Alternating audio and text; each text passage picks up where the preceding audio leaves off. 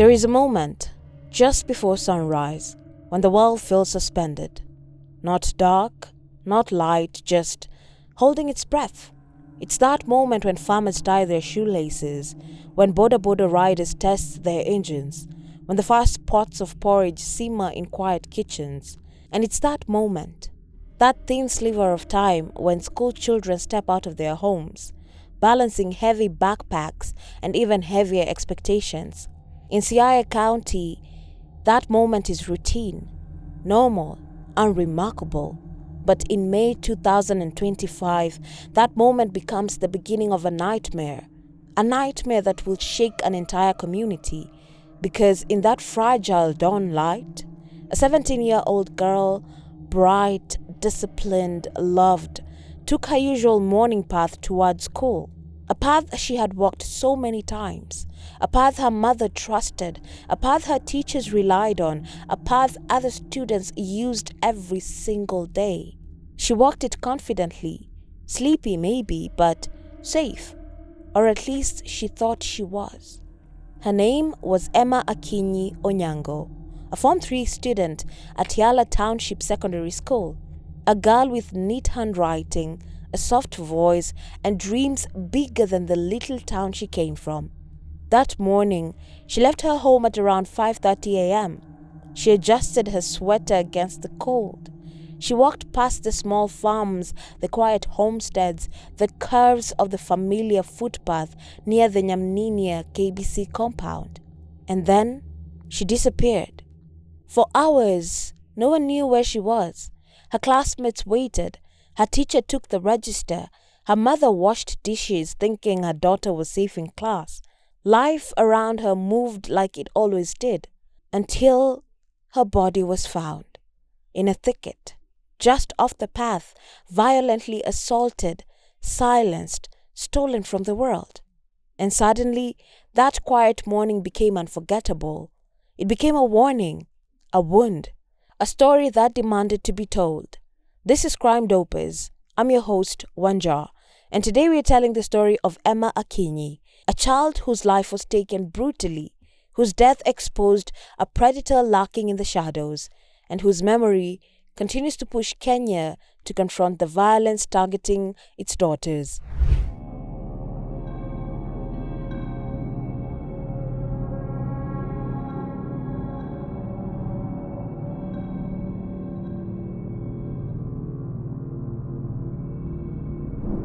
Before we begin, this is your reminder. Today's episode includes descriptions of sexual violence, murder, and harm to minors. Please listen with care. And remember, our goal here is not to sensationalize. It's truth, it's respect, it's justice. So, let's begin.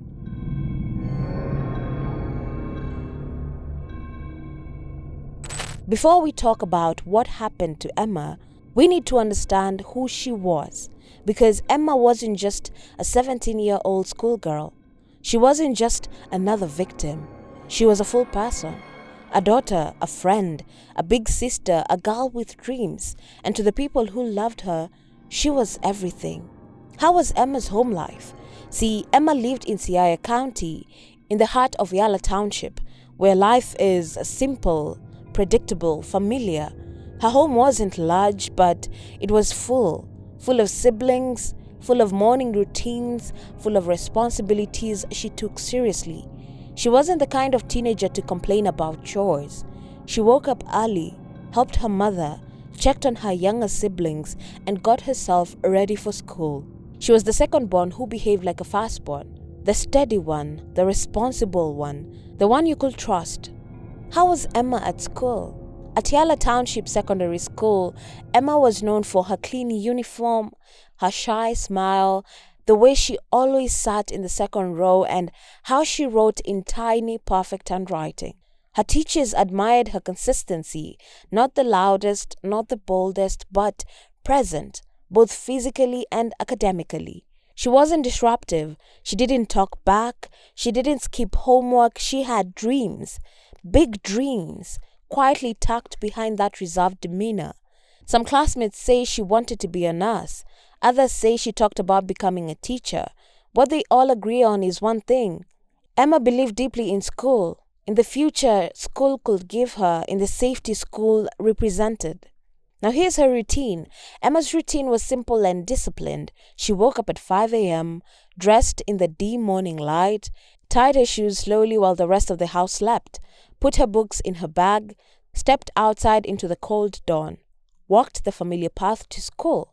She was never late, she was never careless, and she always took the same path, the one that went past homes, farms, trees, and the side of the Nyamninia KBC compound. That path was part of her life. It was normal, it was ordinary until the day it wasn't.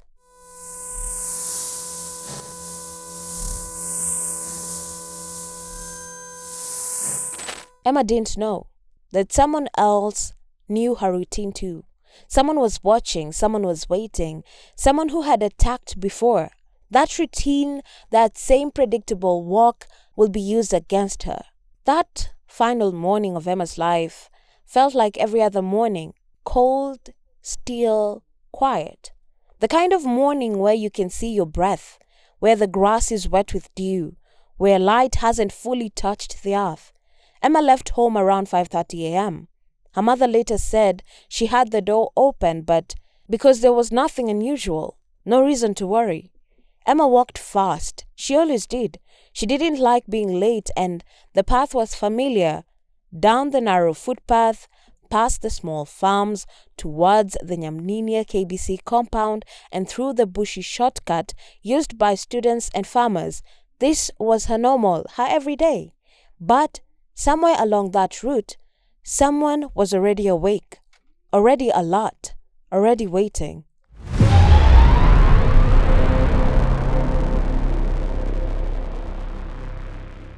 The area near the Nyamninia KBC compound is quiet before sunrise, quiet enough that you can hear a distant rooster, leaves moving in the wind, your own heartbeat. It's beautiful in daylight but terrifying in darkness. And it was in that darkness that Emma encountered her killer.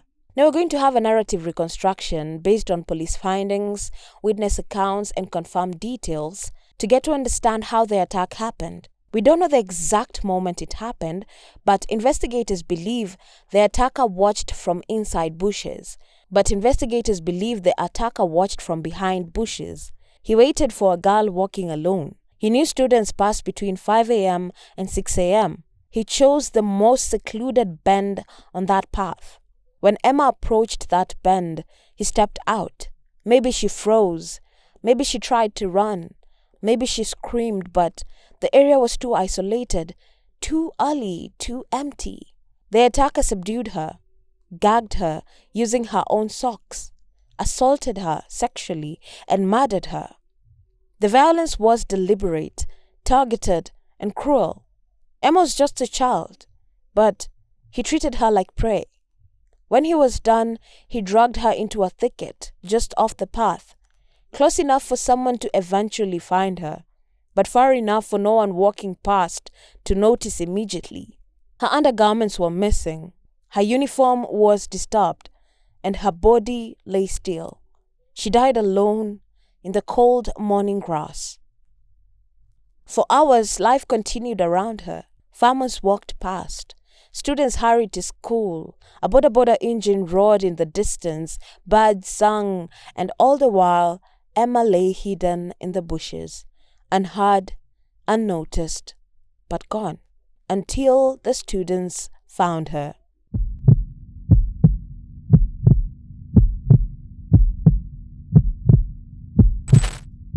Her death didn't just end a life, it broke a rhythm. It shattered a community, it exposed a predator. By 7 a.m., the path near the Nyamninia KBC compound was alive. Students, farmers, bodas, people rushing to start their day. It's a path that carries hundreds of footsteps every single morning. And on this particular morning, some of those footsteps will stop, freeze, break, because this is when Emma was found. Two students were walking together, both girls, both from the same school. They took the same shortcut Emma always used. One of them stepped slightly off the path to pick a fallen pen, and that's when she noticed it. Something in the bushes, not moving, not animal-like, not normal. At first, she thought it was a pile of clothes, until she saw the shoes, the legs, the stillness. And then she screamed.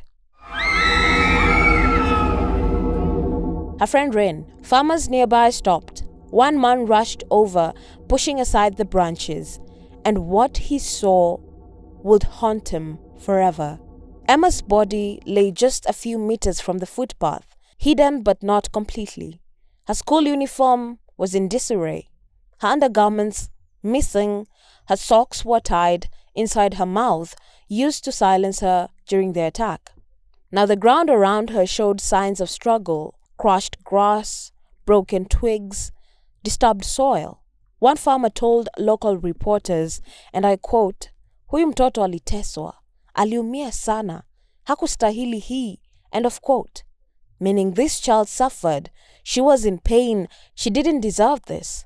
He said it with tears, with anger, with disbelief. The community was shaken before even the police arrived. News spread like fire. Within minutes, the entire village knew. Women leaving the market turned back. Teachers rushed towards the scene. Parents ran, literally ran towards the path, calling out their daughters' names in panic. One mother fainted. Another knelt in the dirt and prayed. Someone else started shouting, and I quote, "Hii imezidi, watoto wetu hawako salama," end of quote. Meaning, this is too much, our children are not safe. Because this wasn't the first time. Another girl, just days earlier, had been found murdered under similar circumstances. Same area, same pattern. There was fear now, fear with a name. A predator was targeting schoolgirls.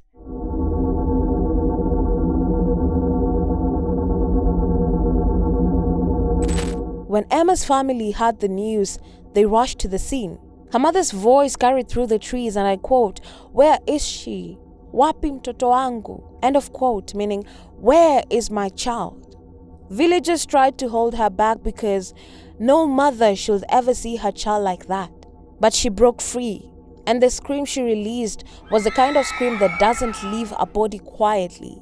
The kind that comes from the chest, the stomach, the soul. The kind that says, something precious was taken from me. Police finally arrived. Officers from Gem sub-county arrived with tape, cameras, notebooks, gloves.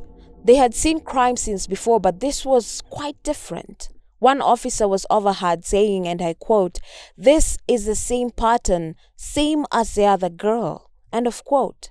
That sentence changed everything. 2 girls, same area, similar brutality, just days apart. This was not random, this was not coincidence.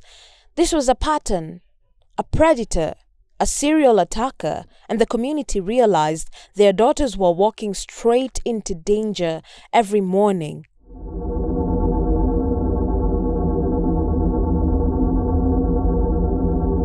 The moment police confirmed Emma had been sexually assaulted and murdered, the investigation escalated because this wasn't just a tragedy anymore. It was evidence of a stalker, someone targeting schoolgirls who walked to school every morning, and the police needed to act fast.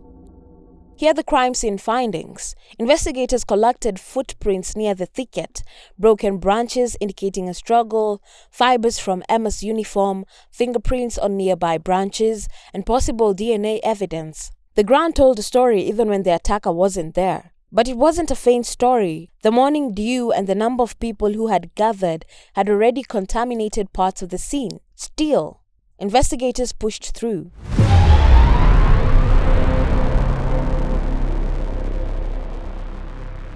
Now it was clear that there is a pattern here. Just days earlier, another schoolgirl, identical circumstances, same region. Authorities highlighted what we all suspect. The same perpetrator was involved. He likely lived or hid nearby. He understood the footpaths and students' routines. He attacked at dawn in isolated spots. He might have stalked the girls days before. This was calculated, deliberate, repeated behavior. And that's when the phrase started circulating. Gem sub-county has a serial killer.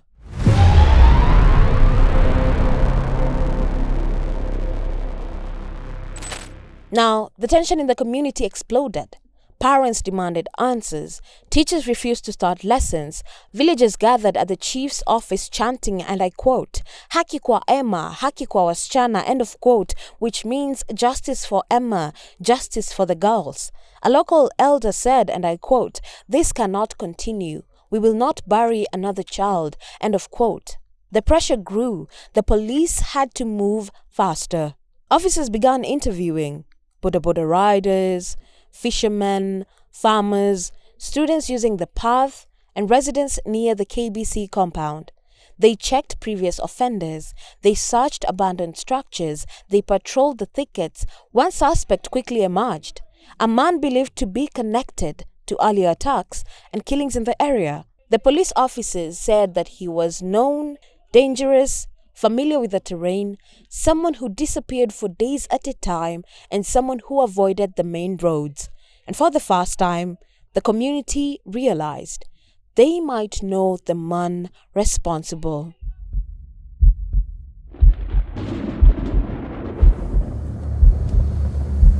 Now, in response to Emma's murder, authorities issued a directive. No student should walk to school before 7 a.m. because Emma was attacked at 5:30 a.m.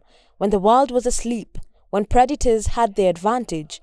This directive was meant to save lives, but for Emma, it was too late. Police continued searching for the suspected killer, a man reported to be hiding in the forest and abandoned sugarcane fields.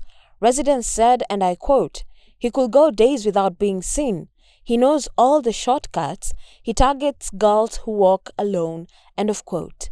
The investigation is ongoing. The suspect is still being pursued, and justice for Emma is still in motion.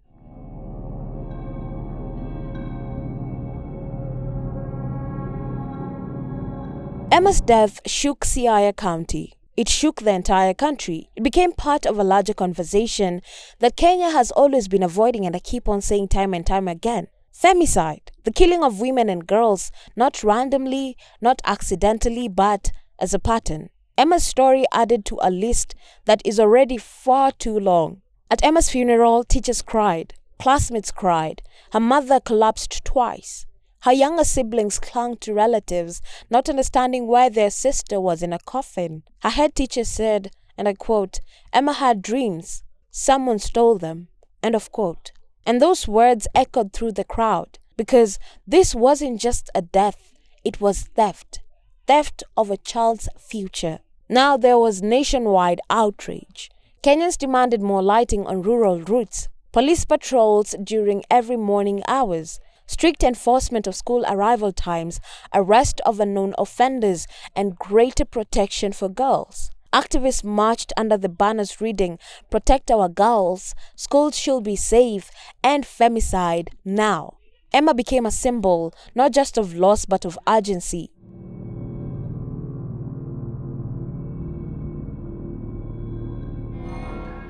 Now this is where the case stands as at now. The investigation continues. Police are actively searching for the suspect, believed to be connected to multiple murders in the area.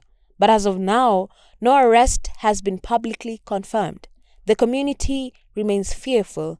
Families are escorting children to school. The path near KBC compound is now avoided, and Emma's family is still grieving. Emma was a child, a student, a girl with dreams. She deserved safety. She deserved protection.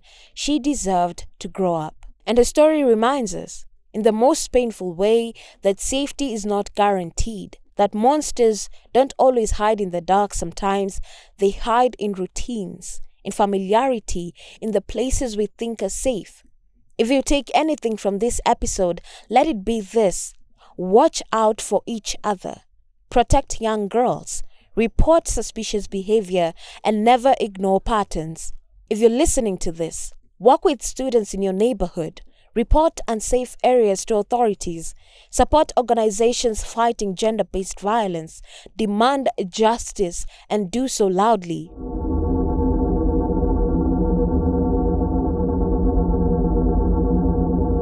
Links to GBV support services are in the show notes. Thank you for listening to Crime Dopers. I'm your host, Wanja. If this episode moved you, please subscribe, share, and leave a review. It helps push these stories into the spotlight and demand justice. Join me next time as we continue uncovering the truth, honoring victims, and fighting for safer communities.